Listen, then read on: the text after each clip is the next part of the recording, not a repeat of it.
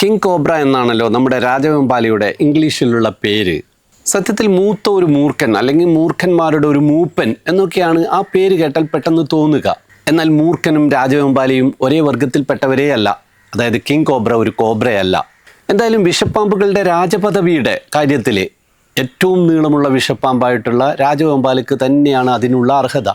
നമ്മുടെ നാട്ടിൽ തന്നെ 12 അടിയിലേറെ നീളവും 10 കിലോയിലധികം ഭാരവുമുള്ള രാജവെമ്പാലകളെ കണ്ടിട്ടുണ്ട്.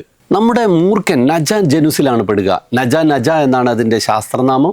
എന്നാൽ രാജവെമ്പാല ഓഫിയോഫാഗസ് എന്ന് പറയുന്ന ജനുസിൽപ്പെട്ടതാണ്. ഓഫിയോഫാഗസ് ഹന്ന എന്നാണ് രാജവെമ്പാലയുടെ ശാസ്ത്രനാമമായിട്ട് ഇത്രയും കാലം കരുതിയിരുന്നത്.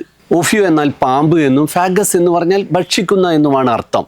നമ്മൾ ഭക്ഷണം കഴിക്കുന്ന തൊണ്ട മുതൽ ആമാശയം വരെയുള്ള അന്നനാളത്തിന് പറയുന്ന പേരാണല്ലോ ഈസോഫാഗസ് എന്ന്.